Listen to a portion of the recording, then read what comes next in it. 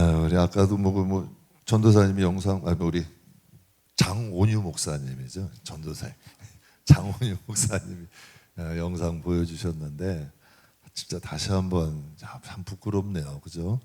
26살이 뭘 알아? 그냥 우리 여기 26살이 없으니까 얘긴데 26살이 뭘 알아? 그냥 부모한테 투정 부릴 줄은 알지. 그런데 어떻게 된 그 26살 청년이 복음 전하겠다고, 야, 대단한 거예요. 그러니까 전국 가면은 깜짝 놀랄 일들이 많대잖아요. 정말 제가 그 교회마다 했던 기관 사역할 때 가보면요, 교회마다 그 교회를 지키는 3%의 소금들이 있어요. 한국 교회가 10만 교회요? 5만 교회인지 10만 교회인지 그렇다 그러잖아요.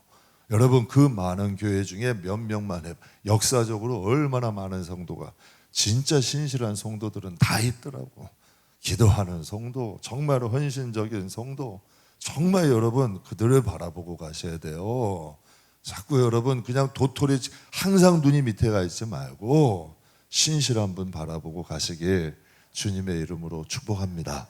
우리 지난주일에 보게 되면 동편 분배할 때 하나님께서 이스라엘 백성들이 바벨론 포로 갔다 돌아올 때 수룹바벨을 통해서 성전 짓게 하셨잖아요. 근데 16년 동안이나 정퇴됐는데 하나님께서 수룹바벨에게도 시험을 주셨잖아요.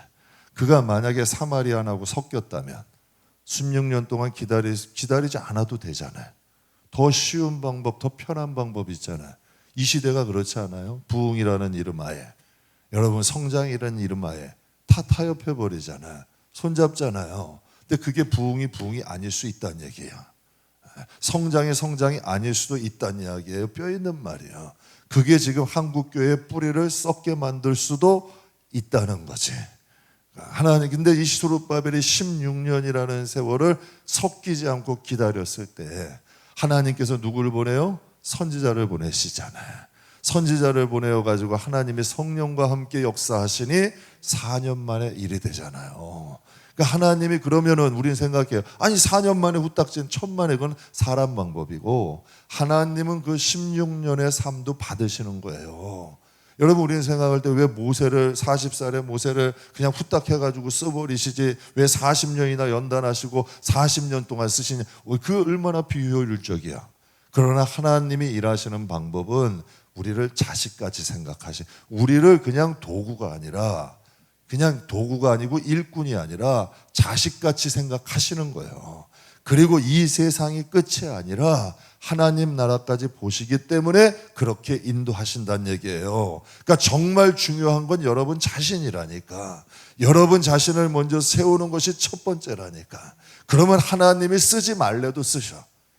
제가 가끔 그때 개척할 때도 가끔 그런 분들 찾아와, 맡겨만 달래 일을. 자기가 돈 들여 힘써서 다 하겠다는 거예요. 물질 들여서 여러분 정사해서 다 일을 하겠대. 맡겨만 달래. 그런데 가만 보면 맡겨만 놨다가 교회가 교회꼴이 안 되겠어요.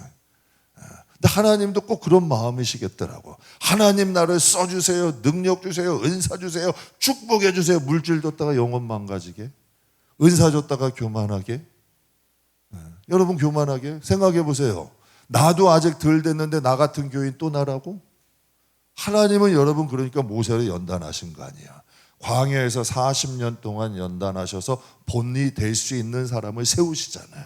그리고 여러분 그와 같은 만약에 제가 우리도 그 출애굽기 은혜 나눴지만 모세가 여러분 그런 사람들하고 맨날 성도들하고 쌈박질하고 먹잘 잡고 죽이니 사니 했으면 이스라엘 백성들이 광야 가나안 땅까지 갔겠냐고요. 정말 여러분 모세는 지면에서 온유한 사람이 아니에요 원래. 그런데 하나님이 그를 통하여서 이스라엘 백성을 맡기시잖아요. 그러니까 우리도 하나님 앞에 정말 수룹바벨과 같은 16년의 세월이 허송세월 아니라니까요. 그 세월이 바로 하나님이 나를 위한 시간이고 나에게 주시는 기다림의 시간이야. 그 시간을 잘 버티고 인내하면 내가 먼저 열매가 돼. 내가 먼저 준비가 되면 하나님이 어느 곳에 놓으셔도 하나님이 쓰실 수 있는 사람이 된다는 얘기예요. 그러니까 저와 여러분도 수룹바벨과 같은 여러분 기다림의 시간을 주실 때가 있어. 정말 하나님 연단의 시간, 훈련의 시간을 주실 때가 있어요. 그때는 하나님 바라보고 버티는 거예요. 잘만 버티는 게 믿음이에요. 오랜 시간을 버티면 불순물이 싹 빠져. 그러면 그게 정금 같은 믿음 되는 거고요. 하나님이 어디다 세우셔도 영광 받으시는 줄 믿습니다.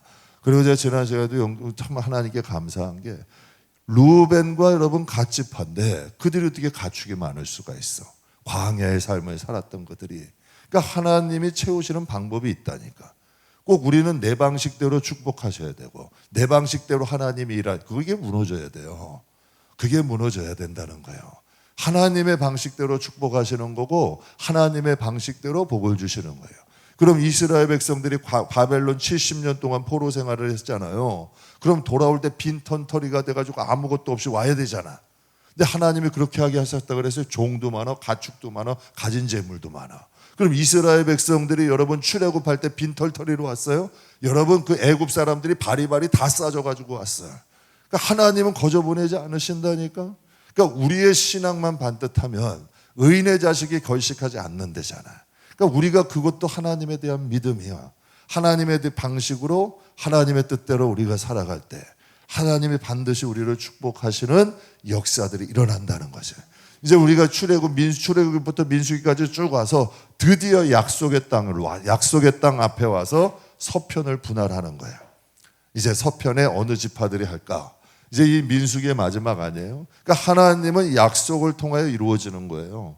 가나안 땅 들어가 가지고 분할하는 게 아니라 하나님께서 미리 분할하게 하신다니까요. 그러니까 여러분 천국은 가서 해결되는 나라가 아니에요. 이 세상에서 여러분이 심은 대로 가는 거지. 이 세상에서 여러분이 심은 대로 가는 거지 가가지고 어떻게 하고 가봐야 알지가 아니라니까.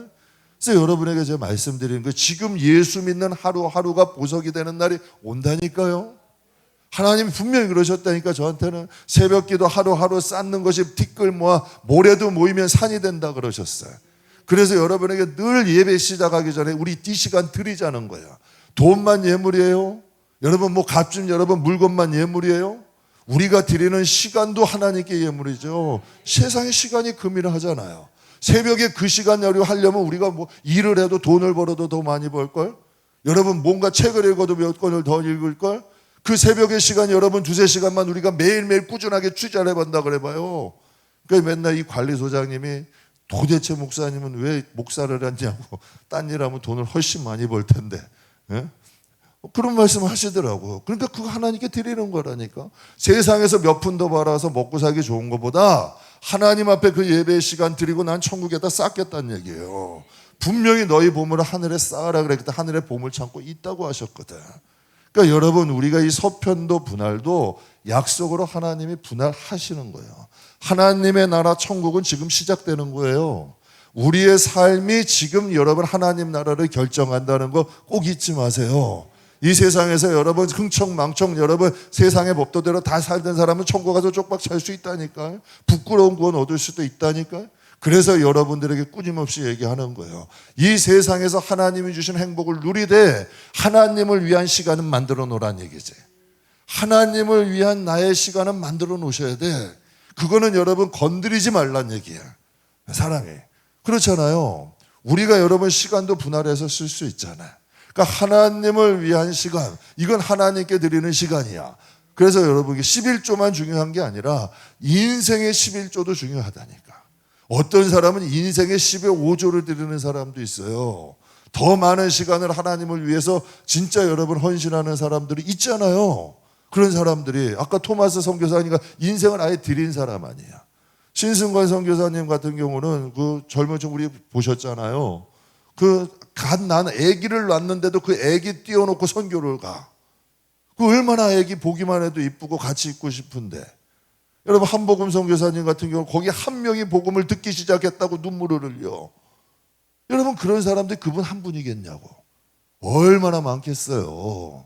그러니 우리도 이 세상의 삶을 살 때에도 하나님을 위한 진지한 사람 보지 마시라니까 제발.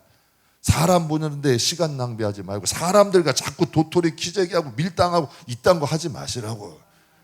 그런 거 신경 쓸 필요도 없어. 그냥 여러분 길 가시란 얘기야. 하나님 앞에서 내 길 가면 되는 거지. 사람이 나를 상 주고 사람이 나를 칭찬하고 사람이 뭘 하겠어. 그런 거 아무짝에 필요 없다니까. 그러니까 하나님 바라보면서 하나님 의지하면서 가는 거예요. 그게 진짜 성도들의 삶이야. 그럼 가나안 서편을 분할하는데 첫 번째 33장 오늘 나눌 건데 가나안 지침을 주셔 하나님이. 가나안에 들어가기 전에 지침이 있어요. 그럼 여러분 우리가 지금 이 세상을 살잖아요. 하나님이 우리에게 지침을 주셨어요, 안 주셨어요?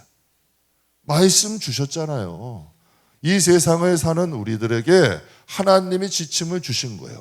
그러니까 이스라엘 백성들에게도 너희 가나안 땅에 가면 그냥 막 살라가 아니라 하나님 백성들이 어떻게 살아야 될지를 하나님께서 알려주시는 거죠. 그럼 오늘 본문 2절 한번 볼게요. 모세가 여호와의, 같이 한번 읽겠습니다. 모세가 여호와의 명령대로 그 노정을 따라 그들이 행진한 것을 기록하였으니 그들이 행진한 대로의 노정은 이러하니라.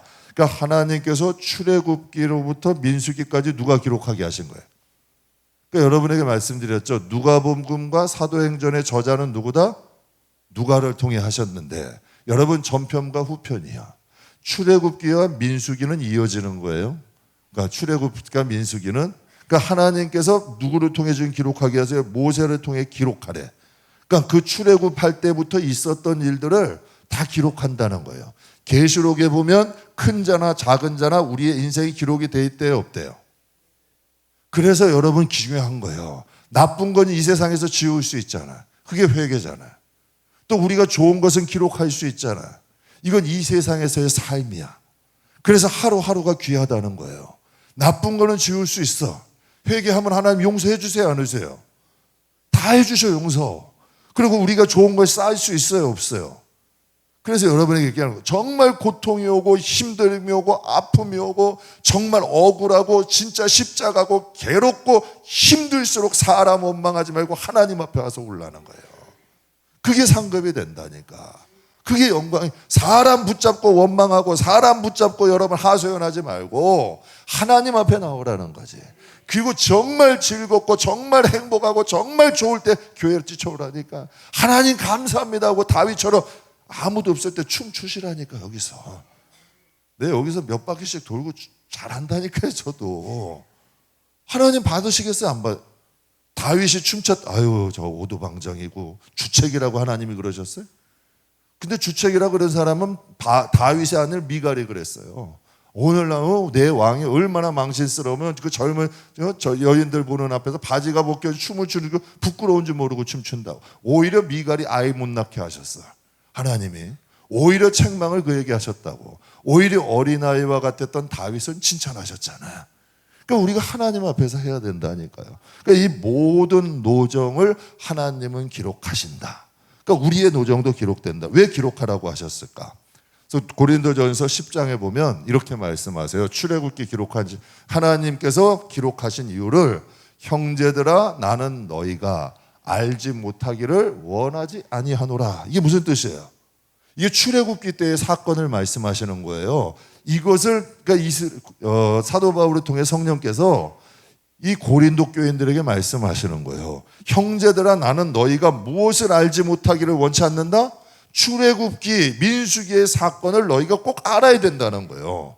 이때 출애굽기가 BC 1446년도야. 지금 고린도 교회 시대하고는 약 1500년 전의 사건이야. 근데 하나님은 이렇게 성령은 이렇게 말씀하시는 너희가 출애굽기와 민수기의 사건을 기억하라는 거야. 반드시 알아야 되는 거야. 왜 기록하시고 성령님은 고린도 교인들과 지금 우리들을 향하여서 너희가 반드시 알아야 된다 말씀하셨을까? 기록하셨다는 건 쓰시려는 거 아니야. 그렇잖아요. 그래서 그 성령이 그러면 모세하고 함께 하신 성령이 고린도 교회에 계신 성령과 다른 분이에요? 다른 분이에요? 같은 분이야? 같은 분이잖아요. 그 성령이 고린도 교회인들이 그때의 사건을 들어서 1500년 후에 그들에게 너희가 이 사건을 알기를 원한다라고 말씀하셔. 왜 알아야 되냐면 고린도전서 10장 6절 11절 같이 읽겠습니다. 이러한 일은 우리의 본보기가 되어 우리로 하여금 그들이 악을 즐겨한 것 같이 즐겨하는 자가 되지 않게 하려 함이라. 11절 그들에게 일어난 이런 일은 본보기가 되고 또 말세를 만난 우리를 깨우치기 위하여 여러분, 하나님의 말씀의 저자가 하나님이심을 믿으세요? 성령님을 믿으세요? 그럼 그때 1500년 전에 출애굽기와 민수기의 사건을 기록하신 것은 너희가 그들이 구세대 백성들이 악을 행했어요, 안 했어요? 악을 행한데 즐겨 행했지. 즐겨 행했어요. 하나님이 성경에 민수기에 기록한 그들이 10번이나 계속 반역을 해. 불순종해. 그러니까 악을 행하는데 그냥 한 게 아니라 즐겨 해. 근데 여러분 교회 안에도 보면은 같은 건 늘 반복해서 속삭이는 분들이 계셔. 그러니까 이게 같은 급이, 그러니까 하나님은 같은 걸 말씀하시는 거라니까요. 그러니까 하나님께서 그때를 우리를 본보기가 되어 너희가 악을 즐겨한 것 같이 즐겨하는 자들이 되지 않게 하려 함이고, 또 두 번째는 뭐라고요? 말세를 만난 우리를 좀 깨우치게 하려 하고 기우셨대. 이런 본복이라는 게 뭐예요? 본복이야. 본을 세우시고 보게 하시는 거예요. 이게 그냥 간단하게 그냥 본 하나 세우시고 그것을 바라보는 거예요. 그럼 9세대 이스라엘 백성들도 본복이고 신세계 이스라엘 백성들도 본복이야. 성경은 읽으라고 주신 것이 아니라 너희가 이것을 보라는 거야. 9세대 백성들의 결말을 보고 신세계 백성들의 벌말을 보라는 거예요. 그래서 여러분 성령께서 지금 고린도 교인들에게 말씀하시는 거고, 저는 이 시간에도 우리들에게 하나님이 말씀을 주신다고 믿어요.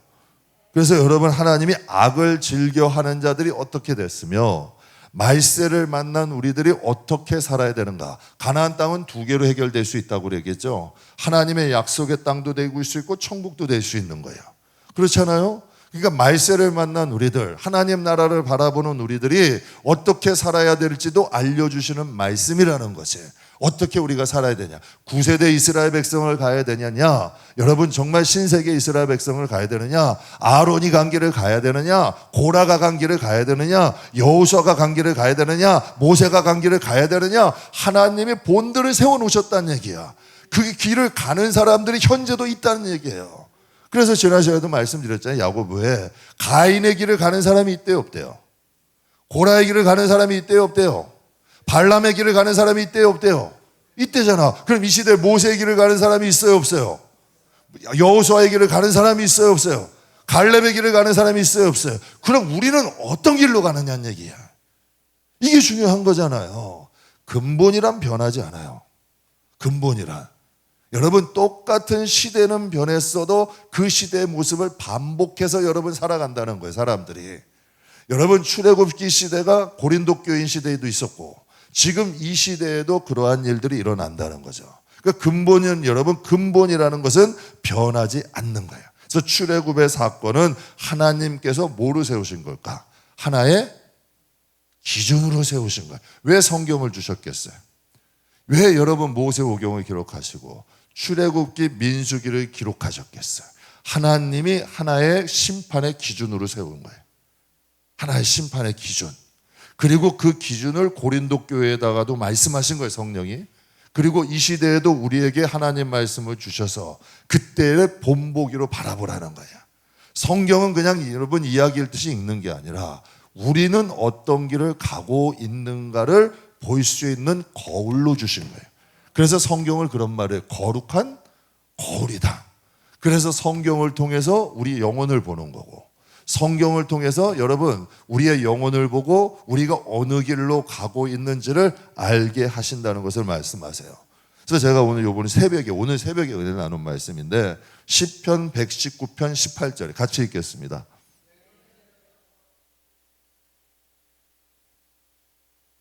저는 오늘 이 말씀 보고 깜짝 놀랐어요. 여러분 이런 기도 해봤어요? 지금 다윗은 지금 시편 119편은 다윗이 기록했다 그래요. 다윗은 여러분 그냥 성경을 본 게 아니라 하나님 이 말씀 속에서 나를 향한 메시지, 내가 깨달아야 되는 것을, 놀라운 것을 보게 해주세요. 여러분 말씀이 열릴 때가 있어요. 깨달아질 때가 있어요. 다윗은 같은 말씀이라도 하나님 이 말씀 속에 있는 진리를 깨닫게 해주세요. 여러분 이런 사람들에게 말씀이 살아있었을까 죽어있을까? 어떤 사람에게는 말씀이 한 귀로 들으면 한 귀로 흘려보내. 그냥 머리에만 머무는 말씀이 있고 정말 심령 깊숙이 가서 살았고 운동력 있게 역사해서 그 인생을 주관하는 배의 키와 같은 말씀이 있어요. 말씀이 다 같은 말씀이 아니에요. 어떤 사람은 머리에 머물고 어떤 사람은 가슴에 머물고 어떤 사람은 온 영혼을 주관하는 말씀이 있다는 얘기예요. 그러니까 다윗은 하나님의 말씀을 붙잡을 때 이렇게 기도해요. 내 눈을 열어서 주의 율법에서 놀라운 것을 발견하게 해 주십시오. 자, 하나님의 뜻을 나로 하여금 어떻게 해달라? 깨닫게 해달라는 거예요. 하나님은 우리를 위해 모세를 통해서 출애굽기랑 민수기라는 본보기를 기록하게 해주셨어요. 저는 저와 여러분에게 성경을 볼 때 정말 다윗이 기록한 것처럼 하나님 이 말씀이 열려서 이 말씀에서 주의 놀라운 것을 보게 해주세요. 어떤 사람은요 말씀을 탁 들으면 아유 오늘 빨리 들어가가지고 오늘 이렇게 늦게 끝나셔가지고 오늘 몇 시에 뭐라고 집에 가서 빨리 잘해야 되는데 그냥 예배 시간 앉아있는데 의의가 있는 사람이 있고 진짜 이 말씀이 막 살아있어. 와, 내가 진짜 하나님 앞에 나는 어떤 사람이지? 구시대 사람인가 신세대 사람인가? 정말 나는 하나님의 말씀을 대로 살려고 노력하는 사람인가? 정말 하나님 말씀대로 나는 붙잡고 사는 사람인가? 막 이 마음에 두렵고 떨림이나 설렘이 있는 사람들이 있다니까요. 그러니까 그 말씀이 똑같은 맛이래. 똑같은 말씀이라도 길가밭에 떨어지는 게 다르고 돌짝밭에 떨어지는 게 다르고 가시밭에 떨어지는 게 달라. 좋은 밭에 떨어지면 뿌리를 내려서 그 마음에 깊숙이 들어가서 그들의 마음속에 뿌리를 내려서 자라가서 열매 맺게 한다는 얘기야. 그러니까 그 마음밭에 따라서 하나님 말씀은 다르게 역사할 수 있다는 거죠. 그러니까 다윗이 여러분 이런 마음으로 기도하는데 하나님이 다윗의 말씀에 뭐라 그래요? 하나님의 말씀이 나에게 꿀송이보다 달대. 하나님의 말씀은 나에게 순금보다 귀하대. 하나님의 말씀을 지킴으로 내가 하나님께 상을 받았대. 이게 다 다윗이 한 말이야. 그러니 여러분 이 말씀대로 정말 여러분 하나님 앞에 주여 이 말씀에 내 눈을 열어서 주의 놀라운 것을 보게 해주세요. 정말 고난이 오고 힘들고 괴로울 때가 있어요. 정말 여러분 어려움이 닥칠 때가 있어. 누구하고 상의할 수도 없는 문제야. 그럴 때 하나님의 말씀이 살아있으면요 담대함을 줘. 담대함을. 제가 한번 여러분께 교육관 공사할 때 정말 난감했었어요. 12차가 그냥 나가는데 아직도 탄더미 같이 남아있지. 여러분 사람들은 그 사장님은 힘 빠지고 일하는 사람이 힘 빠져있지. 얼마나 신나면 그 늦은 시간에 혼자서 여러분 그저 4층에서 공사하는 데 와가지고 앉아있었겠어요. 너무 심란하니까. 그런데 하나님께서 그때 찾아오셔가지고 한 말씀 주신 그 말씀이 여러분 그 힘이 되더라니까. 이건 되는 거다. 이건 하나님이 약속하신 거다. 하나님이 이루실 거다. 그러니까 성경에도 보면 힘으로 안 되지 능으로 안 되지 내 영으로는 돼. 이 말씀이 실체더라니까요. 그냥 여러분 하는 여러분 이야기가 아니라 수룹바벨에게 말씀에 그 영이 임하신 것처럼 진짜 여러분 환경은 변하지 않아도 그 말씀이 살아 역사하면 이 마음에 된다는 확신이 있다니까요. 이게 달라진다니까. 참 희한한 일이에요. 그러니까 말씀을 통하여 반드시 고백하는 거예요. 내 눈을 열어서 놀라운 걸 보게 하소서 그러잖아요. 근데 여러분 3절과 4절에 보게 되면 우리 같이 한번 읽겠습니다. 그들이 첫째 달, 다섯째 달에 라암셋을 떠났으니 곧 6월절 다음 달이라. 이스라엘 자손이 애굽의 모든 사람들의 목전에서 큰 권능으로 나왔으니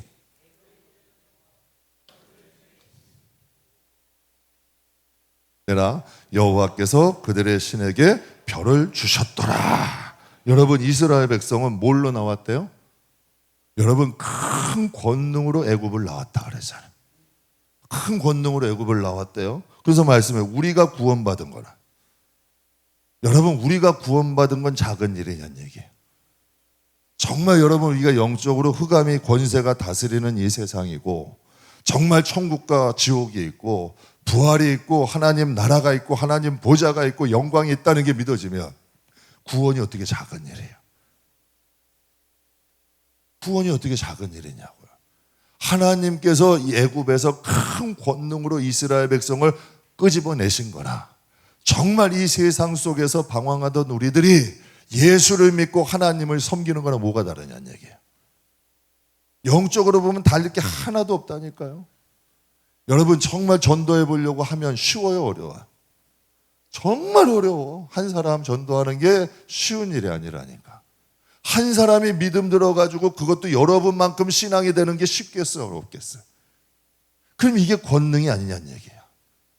여러분 지금 당장 나가서 여러분 신앙 정도 되는 사람 내가 1년만 시간 줄 테니까 만들 수 있을 것 같아요?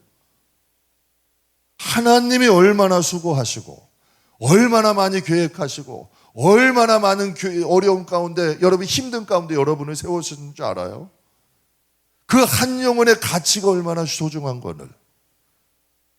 여러분 우리가 그 권능을 힘입어서 지금 이 자리에 온 거예요. 왜 세상에 여러분 왜 출애굽해서 그들이 벗어난 건 권능인데 내가 예수 믿게 된 그 구원의 감격은 잃어버리고 왜 스스로를 가치 없게 여기냐고요. 여러분이 하나님 자녀고 여러분이 하나님의 나라고 여러분 안에 성령이 계시고 여러분 안에 예수님이 계시는데 여러분 대통령이 사는 용산거기만 청와대만 귀한 거예요? 여러분 모든 나라들의 무슨 여러분 백악관만 귀한 거예요? 교황이 사는 여러분 거기만 귀한 거냐고요. 정말 성령이 여러분 안에 거하시고 진짜 예수님이 여러분 안에 거하시면 여러분이 뭐가 여러분 아쉽냐는 얘기예요. 진짜 하나님이 내 마음에 계시다는 게 확신이 되면 정말 예수가 내 마음에 계시다는 확신이 되면 하나님이 여러분 금그릇만 좋은 그릇이래요? 은그릇만 좋은 그릇이래요? 보석그릇만 좋은 그릇이래요? 아니에요. 하나님은 흙그릇도 질그릇도 괜찮대요. 나무그릇도 괜찮대요. 예수가 있는 곳이 여러분 그자잖아요. 그래서 그것을 본보기로 예수님이 어디서 나셨어요? 그냥 나사렛에서 나시지. 저기 여러분 지극히 작은 곳이라고 생각하는 베들레헴 같이 가시고 그냥 여관방에서 나시지. 그냥 여러분 숙소에서 나시지. 왜 그것도 말구유에 여러분 자리가 없어서 마국간의 말구유에서 나셨잖아요. 왜 그렇게 하셨냐는 얘기예요. 그래서 성경이 그러잖아요. 베들레헴아 넌 작지 않다. 왜? 여러분 예수님이 그곳에서 나셨으니까. 우리도 똑같은 거라니까요. 그러니까 하나님께서 말씀하시는 거예요. 큰 권능으로 애국 검은 땅에서 나왔으니 우리가 구원받은 것도 하나님의 권능이란 거예요. 하나님은 여러분 애굽의 장자를 치셨고 산 신들을 벌하시고 출애굽을 시키셨대. 신들을 벌하시고. 여러분 이게 맞는 말이에요. 지금 이스라엘 백성들을 여러분 못 나가게 하는 애굽의 신들이 있잖아요. 애굽의 신들이 보통 강해요. 그들도 여러분 모세가 하는 막 기적도 행했잖아요. 그들의 신도 힘이 있다니까요. 그러나 하나님이 그들의 신들을 벌하시고 이스라엘 백성을 끄집어내셨잖아요.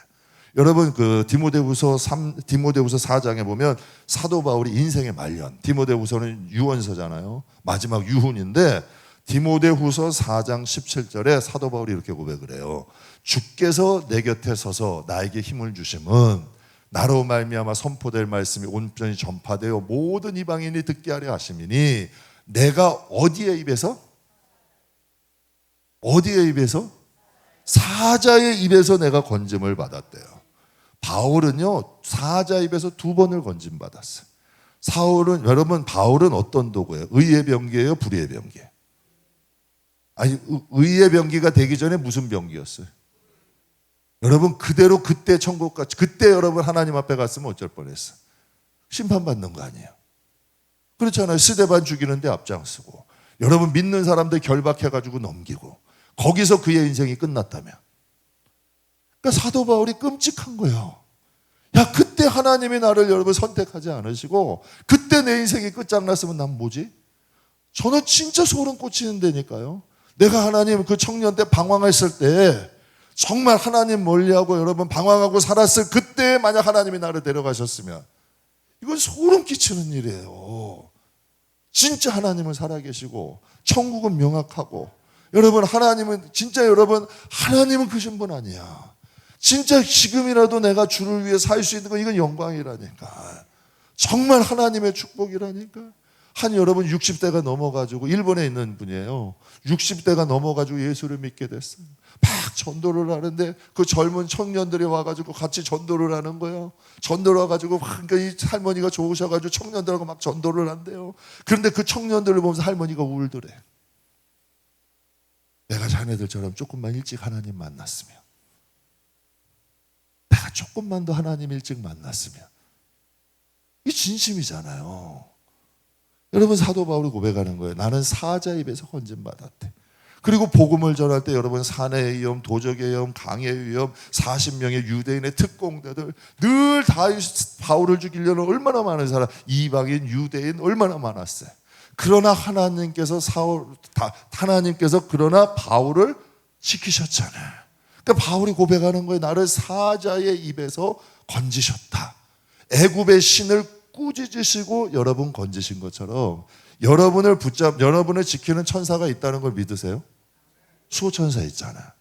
그럼 여러분을 어떻게 하든지 지옥 보내려고 여러분 파견된 마귀가 있다는 것도 믿으세요? 이 실제로 존재해요. 귀신 들린 사람 제가 뭐 다 믿는 건 아니지만 귀신 들린 사람 여러분 쫓아내면서 얘기하는데 그 얘기를 하더래요. 나는 이 영혼을 어떻게 하든지 지옥 구덩이에 끌고 가고자 나는 된다는 얘기야. 만약에 이 영혼을 못 끌고 가면 나도 거기서 고생한다는 얘기야. 그래서 그냥 한 영혼, 그래서 성경이 그래서 여러분 이런 말이 있어요. 마귀는 포기하지 않아. 여러분 마귀가 상처받는 거 보셨어요? 걔네 상처 안 받아요. 그냥 여러분 길게 놓고 봐. 솔로몬이 뭐라 그래요? 길게 놓고 여러분 나이가 많아서 그 여인들의 마음이 솔로몬의 마음을 어떻게 했대? 돌려놨다고 얘기하잖아요. 길게 보고 한다니까. 그래서 천국 가는 그날까지는 방심하면 안 돼요. 깨어 있어야 된다니까. 그러니까 여러분 바울도 사자 입에서 건져내신 거예요. 그러면 여러분을 어떻게 하든지 예수 믿지 못하게 하고. 그래서 여러분 이런 말 들어보셨죠? 예수를 처음 믿으면은 만사 형통이 되어 고난부터 와. 고난부터 와요.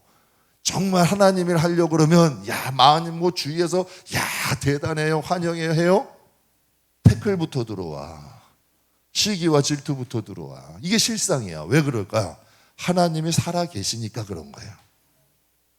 이게 정상이야.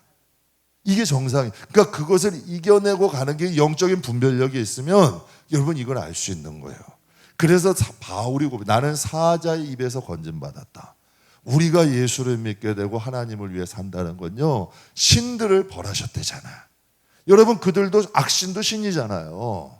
그런 더러운 신들도 벌하시고 여러분 건지신 거예요. 믿으세요? 여러분 그 악신들 벌하시고 여러분 건지신 거예요. 저는 알아요. 우리 집안에 대대로 있는 여러분 붙잡고 있는 이런 죄의 근원들이 쓴뿌리들이 있어. 하나님이 그거 끊으시게 하시고 어떻게 하는데 하나님의 저는 너무너무 감사해. 정말 여러분 진짜 위경에 있을 정도로 위험한 순간이 한두 번이 아니야.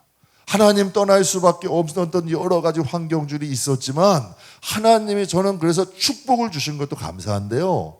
내가 하나님 떠나지 않게 해준 게 더 감사해. 진짜 우리가 여태까지 온 것도 그 사자 입에서 우리를 건져내셨기 때문에 가능하다니까요.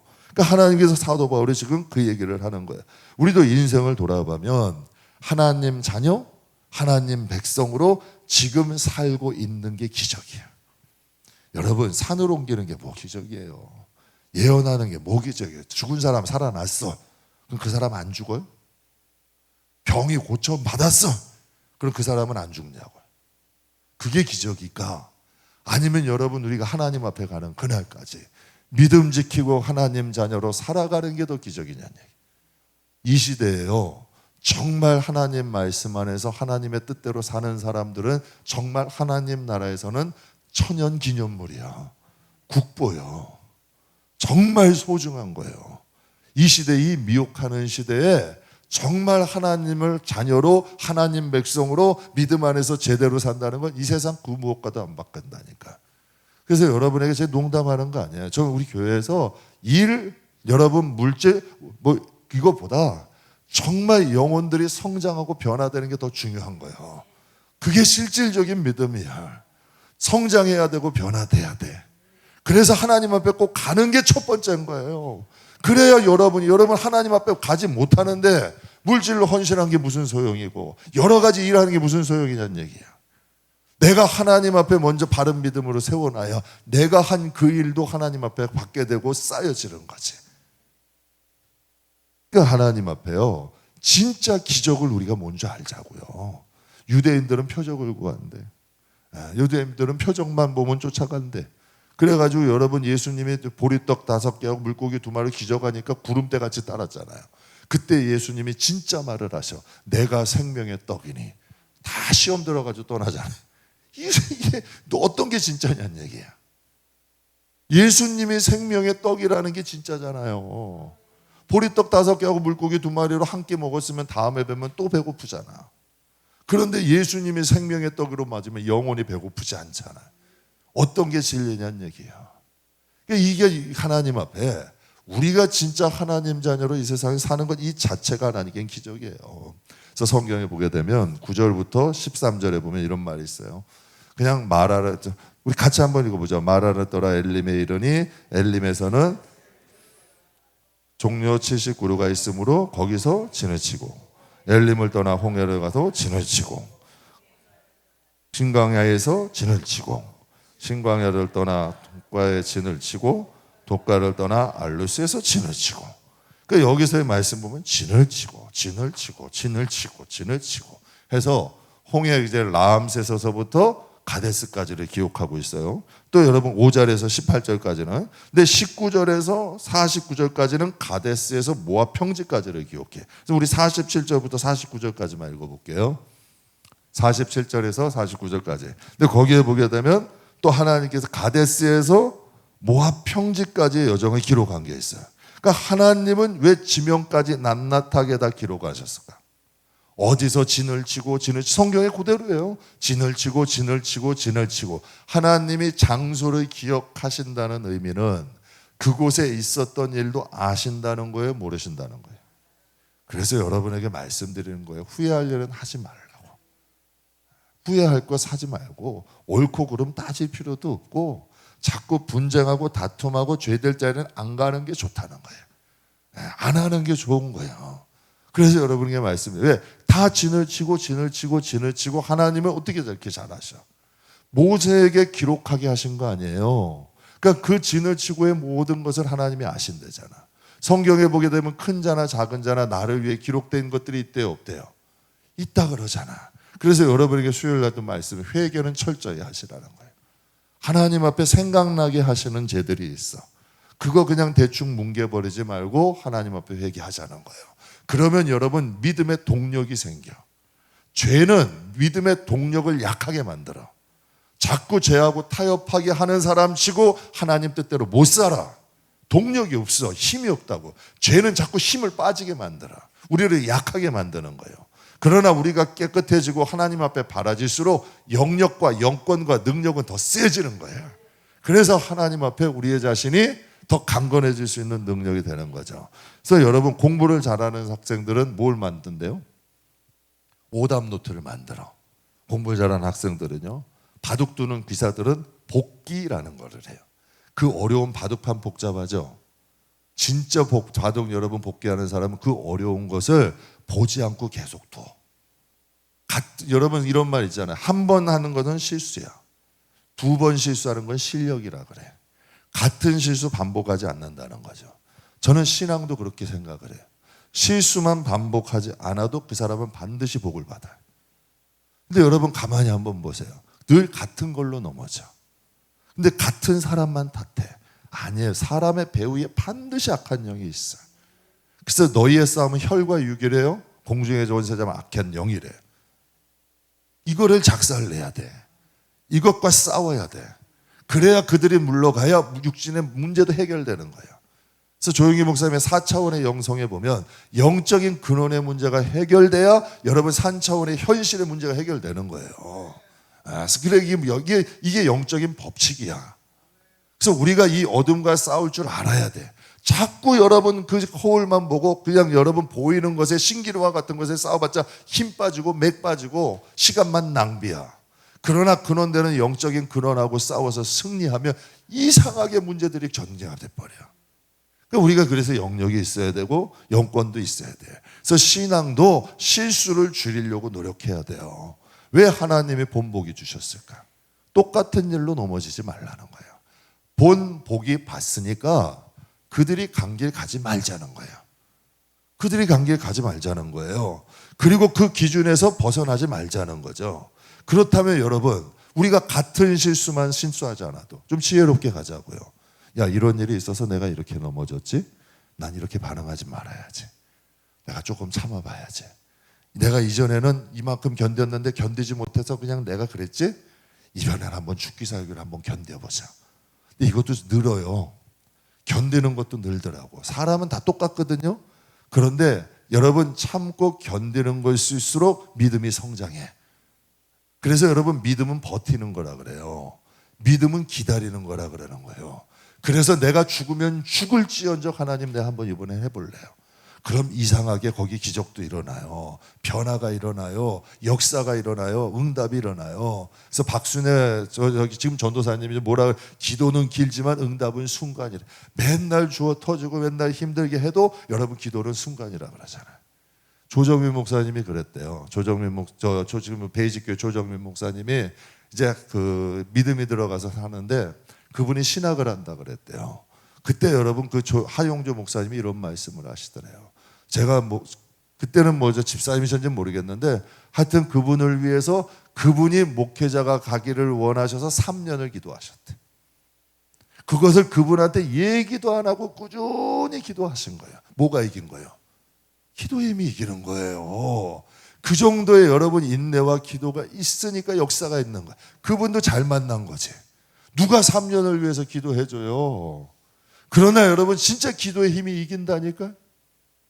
그러니까 여러분 신앙도 마찬가지인 것 같아요. 정말 우리가 하나님 앞에 실수만 줄여가고 진짜 우리가 하나님 앞에 실수만 줄여가도 반드시 여러분이 복을 받는 역사들이 일어나요. 그렇다면 우리가 여러분의 신앙의 여정을 여러분은 기억하고 계세요? 누가 상처 준 것은 5년, 10년 기억해. 그냥 누가 돈 빚진 것은 절대 안 까먹어. 그런데 여러분 내가 하나님 앞에 좀 실수한 거나 내가 이런 경험한 것들은 다 그냥 잊어버려. 뭉개버려. 이게 어리석고 이건 좋은 거 아니에요. 하나님 앞에 믿음의 여정도 지혜가 있으면 기억을 하세요. 내가 이렇게 신앙생활 했는데 내가 이때 실수했지. 내가 하나님 앞에 이런 일이 있었지. 여러분 이 마음에 복귀하시면서 기억을 하세요. 그래서 같은 실수만 반복 안 해도 우리의 신앙은 성장할 수 있다는 것을 기억하시기를 주님의 이름으로 축복합니다. 그럼 가나안 지침에 대해서 50절 51절 한번 보겠습니다. 50절 51절 여리고 맞은편 요단강 강가 모압 평지에서 여호와께서 모세에게 이르시되 이스라엘 자손에게 말하여 그들에게 이르라 너희가 요단강을 건너 가나안 땅에 들어가거든. 가나안 땅에 들어가거든. 52절부터 볼게요. 그 땅에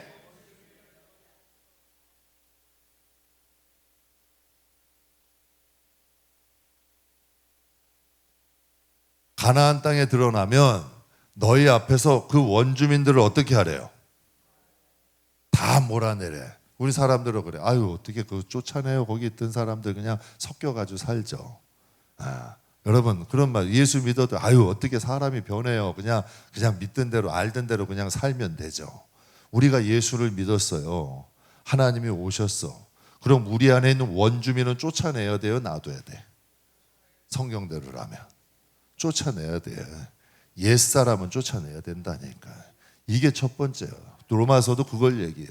예수를 믿으면 성결로가. 성결이라는 게 다른 게 아니라 내가 예수를 믿음으로 인해서 이제는 옛 원주민은 쫓아내야지.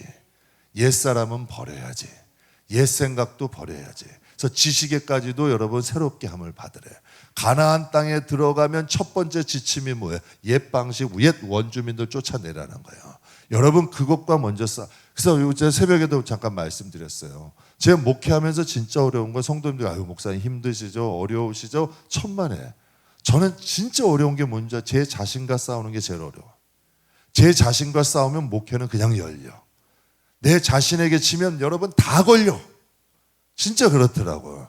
그래서 여러분 가나안 땅의 원주민들 먼저 가면 그 원주민들 쫓아내라는 거예요. 여러분 우상 중에 최고의 우상이 누군 줄 아세요? 우리 자아예요.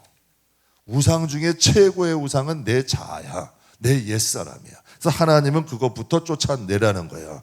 그래서 옛것에 대한 미련은 누구나 있지만 하나님은 새 사람 되기를 원하고 하나님이 새 포도주는 어디다 부어야 된다? 새 부대.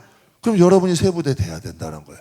하나님이 세부도 아니에요. 말씀이 세부도 아니에요. 예수님이 세부도주 아니에요. 그러려면 세부대가 돼야죠. 그럼 가나안 지침 두 번째는 53절 읽어볼게요. 그 땅을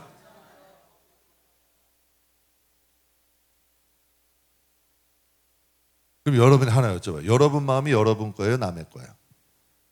말 잘 들어요? 말 잘 들어요? 여러분 마음이 말 잘 듣냐고요?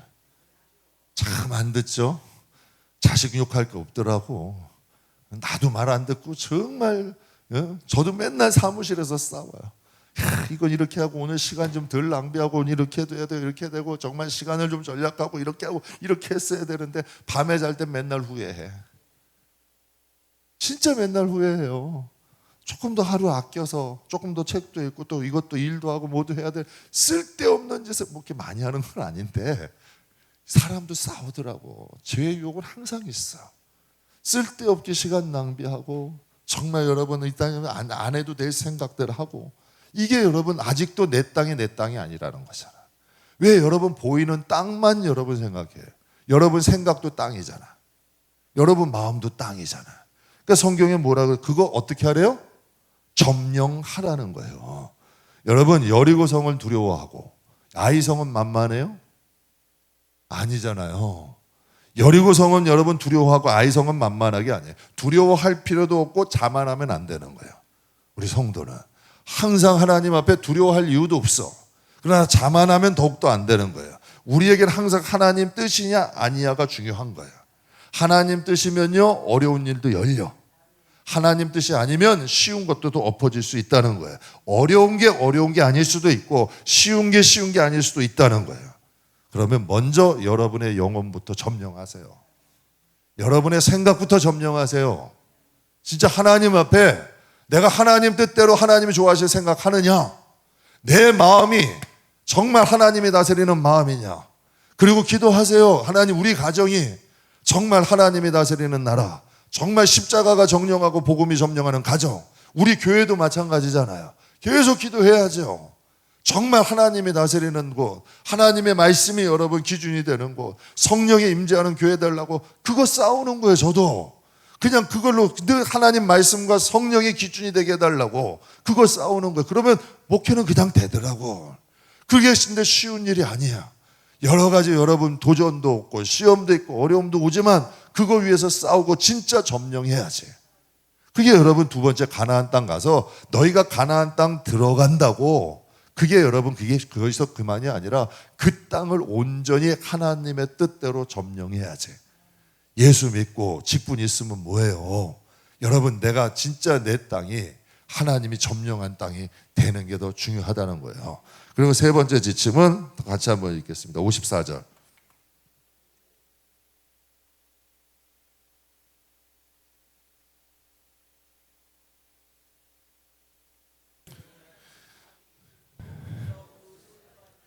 이제 너희 조상의 지파를 따라 기업을 받을 것이다.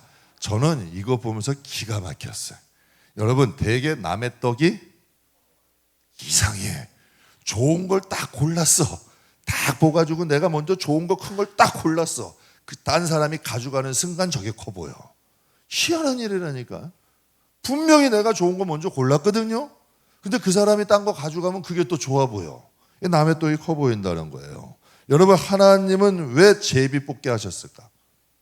저는 이거 보면서 기가 막힌 거예요. 애들 장난도 아니고 무슨 장난감 뽑게 하는 거예요? 지파 그 수많은 지파들이 살 땅을 고르는 거예요. 그런데 제비 뽑기를 한다? 여러분이라면 제비를 뽑았어. 근데 여러분이 딱 보니까 좋은 땅이 아니야. 마음에 들지 않아. 그런데도 여러분 그 땅, 그 하나님의 말씀 제비 뽑기에 순종할 수 있겠냐는 얘기예요. 그 제비 뽑기에 순종할 수 있겠냐고요. 여러분 대번의 사람들 여러분 이건 무효라 그러고 아니라 그러고 대판 여러분 거기서 싸움 날걸? 아마 그게 인간 아니에요? 그런데 여러분 이들은 하나님을 경외하고 하나님을 여러분 경외하지 않으면 이것은 절대로 있을 수 없는 일이에요.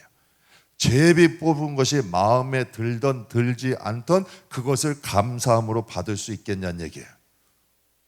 그러니까 이 제비 뽑기라는 것은 여러분 내 마음에 안 들 수도 있잖아. 그러나 하나님이 나에게 주신 것이라는 것을 인정하는 거지.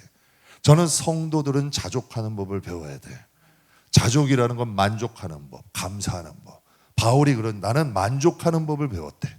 부하게 하시든 가난하게 하시든 높여주시든 낮춰주시든 어느 환경 속에서 여러분이 진짜 하나님께 감사할 수 있냐는 얘기예요. 제가 경험해 보니까요, 안 좋은 게 좋은 게 될 수 있더라고. 좋은 게 나쁜 게 될 수 있더라고요. 고난이 축복이 될 수도 있고요, 사람이 축복이라 하는 것이 화가 될 수도 있더라고. 그건 모르는 거예요. 그러니까 하나님의 그 재백복기를 인정하는 거지. 그래서 제가 개척하면서도 감사한 게요, 작지만 내게 주신 거 그래도 불평은 안 한 것 같아. 그러니까 또 하나님 은혜 주시더라고요. 여러분 꼭 기억하세요. 못나도 내게 주신 게 감사해야 돼. 그냥 내가 재주가 없어도 하나님 감사해야 돼. 내가 부족한 것 같고 남하고 자꾸 비교해봐도 부족한 것 같아도 하나님이 나에게 주신 은혜를 감사할 줄 알아야 돼. 이게 자족하는 법이고 이게 재배복분 거야. 그냥 하나님은 그러시더라고. 저한테도 그냥 너 자체로 좋으시대. 하나님이 좋으셔서 여러분 선택한 거 아니에요. 하나님이 누구보다 나서 여러분이 기술이 좋아서 능력이 있어서 돈이 많아서 재능이 많아서 여러분을 선택하셨을까? 천만에요. 그냥 여러분 존재 자체로 뽑으신 거예요. 그러니까 우리가 항상 이 마음속에 우리 존재 자체로 감사할 수 있어요. 그래서 스펄전 목사님이 기가 막힌 말씀하셨잖아요. 촛불을 보고 감사하면 뭘 주신대요? 전등을 주신대. 전등을 보고 감사하면 뭘 주신대요? 달빛을 주신대. 달빛을 보고 감사하면 햇빛을 주신대. 햇빛을 주시고 감사하면 밝은 천국 주신대. 사람들은 여러분 촛불 보고 불평하면서 천국 달라고부터 얘기해. 천만에 그렇게 주시는 건 없어요. 그러니까 하나님 앞에 촛불 주셔도 이 촛불로 인해서 감사하면 전등 주시고, 전등으로 감사하면 달빛 주시고, 달빛으로 감사하면 햇빛 주시고, 햇빛 보고 가면 밝은 천국 주신다는 거죠. 작은 것에도 감사하라는 거예요. 너희가 가나안 땅에 들어가면 다 100% 만족한 인생이 있을 것 같아요? 천만에 없어요. 100% 만족한 인생은 없어. 그러나 이 땅에 사는 동안 내게 주신 걸 감사하자고. 그냥 내 자식 감사하고, 내 남편 감사하고, 내 애한테 감사하고, 여러분 항상 여러분 우리의 마음에 감사의 조건을 찾아서 하나님 내가 조금 부족해도 감사하고 역해도 감사하고, 자꾸 우리가 하나님 앞에 감사하려고 자족하는 법을 갖는 법, 이것이 가나안의 세 번째 주권. 이것이 뭐냐? 바로 하나님의 주권을 인정하는 거예요. 저는 우리가 이 가나안 땅 사는 동안에 하나님이 주신 주권을 인정하고 감사할 줄 아는, 그래서 항상 기뻐하고 쉬지 말고 기도하고 범사 감사하래잖아요. 그러한 마음과 중심을 가질 수 있는 저와 여러분들에게 주의를 축복합니다. 그럼 마지막 지침이에요. 마지막 지침인데 전 이게 제일 중요한 것 같아요. 네 번째 지침은 권면이에요. 권면인데요, 제가 건축을 하거나 임직식을 하게 되면 항상 뭐가 있어요? 축사하고 권면이라는 게 있어요. 저 이제 행사, 사회도 많이 보고 막 해보면은 항상 좋은 일이 있어도 축사 다음에 항상 권면이 있어요. 항상 권면을 해요. 축사는 축하하는 거예요. 근데 권면은 뭐냐면 잘 유지하라는 거예요. 하나님이 이렇게 축복하시고 좋은 자리 주셨으니까 이거 잘 지키고 부응해라. 더 성장해라. 그래서 권면을 주시는 거예요. 근데 가나안 땅 들어가는 그들에게 55절, 56절 이렇게 말씀하세요. 같이 한번 읽겠습니다.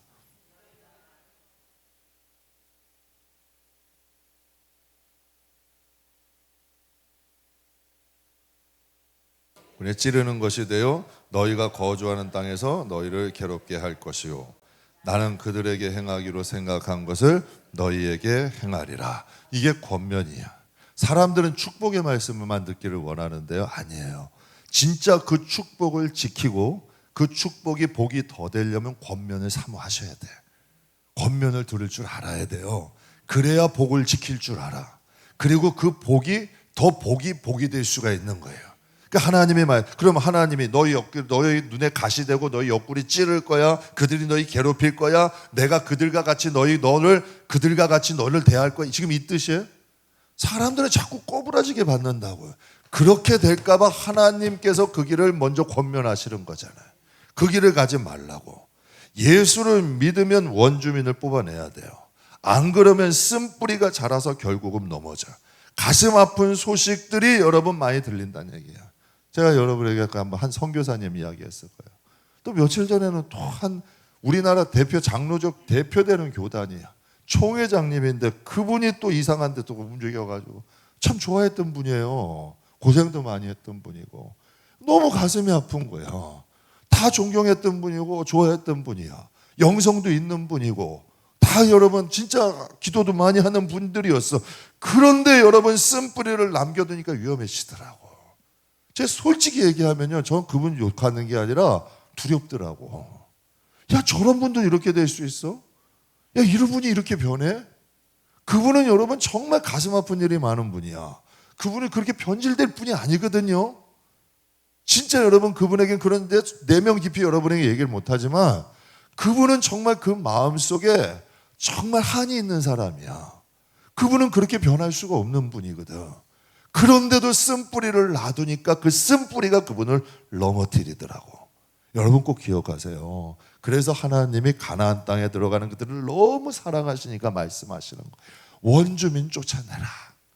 원주민들 쫓아내지 않으면 그 쓴뿌리가 자라서 너 눈에 가시 되고 너 옆구리를 찌르게 될 거야. 그러면 너에게도 그 쓴뿌리가 나면 나는 그들과 같이 너희를 대할 수밖에 없어. 왜? 공의의 하나님이니까. 하나님은 공의시잖아. 그러니까 그들을 너무 사랑하시니까 말씀하시는 거예요. 사랑하는 성도 여러분, 복과 화는 선택이래 하나님이. 그리심산 네발산 말씀은 복과 화는 선택이에요. 가나안 땅은 축복의 땅, 약속의 땅이잖아요. 맞죠? 가나안 땅이 저주의 땅이에요, 약속의 땅이에요? 축복의 땅이에요. 약속의 땅이잖아요. 그런데 그러나 잘못 받으면 어떻게 돼? 하나님이 히스기야를 사랑하셔서 기도에 응답하셔서 15년의 생명을 연장해 주셨어요. 여러분 그 15년의 연장이 복이 됐어요, 화가 됐어요? 화가 됐어요. 하나님이 여러분 사울 왕이 정말 겸손해. 그래서 여러분 왕으로 뽑으셨어요.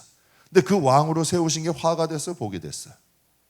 여러분 이스라엘 백성 사사기에 보면 가나안 땅에서 그들이 어떻게 해요? 평안해요? 어려움을 겪어? 어려움을 겪어. 땅은 약속의 땅이 맞아. 그러나 여러분 우리가 어떻게 하느냐에 따라서 화도 될 수 있다는 거예요. 그래서 여러분에게 가나안 지침으로 권면하시는데 여러분 쓴뿌리를 제거하라는 거죠.